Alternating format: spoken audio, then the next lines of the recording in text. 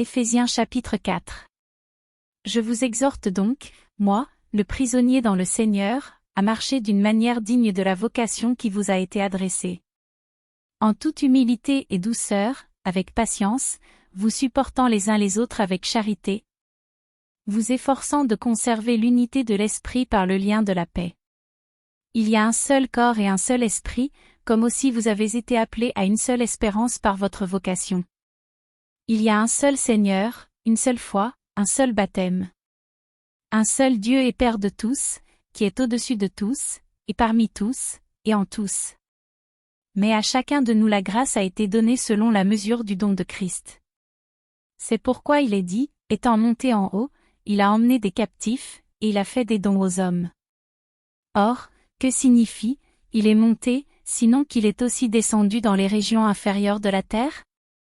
Celui qui est descendu, c'est le même qui est monté au-dessus de tous les cieux, afin de remplir toutes choses. Et il a donné les uns comme apôtres, les autres comme prophètes, les autres comme évangélistes, les autres comme pasteurs et docteurs. Pour le perfectionnement des saints en vue de l'œuvre du ministère et de l'édification du corps de Christ, jusqu'à ce que nous soyons tous parvenus à l'unité de la foi et de la connaissance du Fils de Dieu, à l'état d'homme fait, à la mesure de la stature parfaite de Christ. Afin que nous ne soyons plus des enfants, flottant et emportés à tout vent de doctrine, par la tromperie des hommes, par leur ruse dans les moyens de séduction. Mais que, professant la vérité dans la charité, nous croissions à tous égards en celui qui est le chef, Christ. C'est de lui, et grâce à tous les liens de son assistance, que tout le corps, bien coordonné et formant un solide assemblage, tire son accroissement selon la force qui convient à chacune de ses parties, et s'édifie lui-même dans la charité.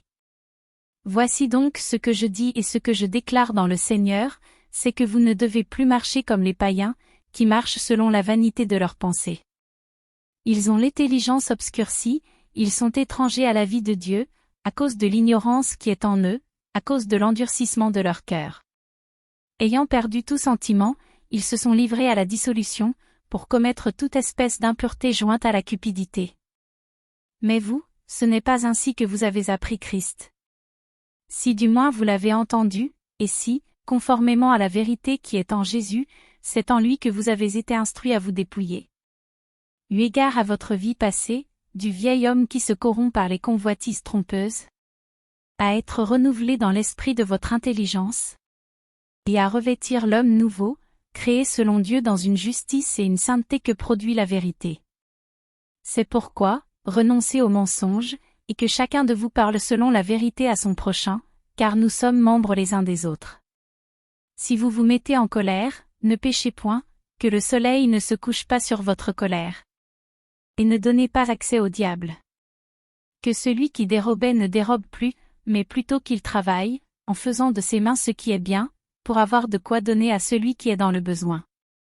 Qu'il ne sorte de votre bouche aucune parole mauvaise, mais, s'il y a lieu, quelques bonnes paroles, qui servent à l'édification et communiquent une grâce à ceux qui l'entendent.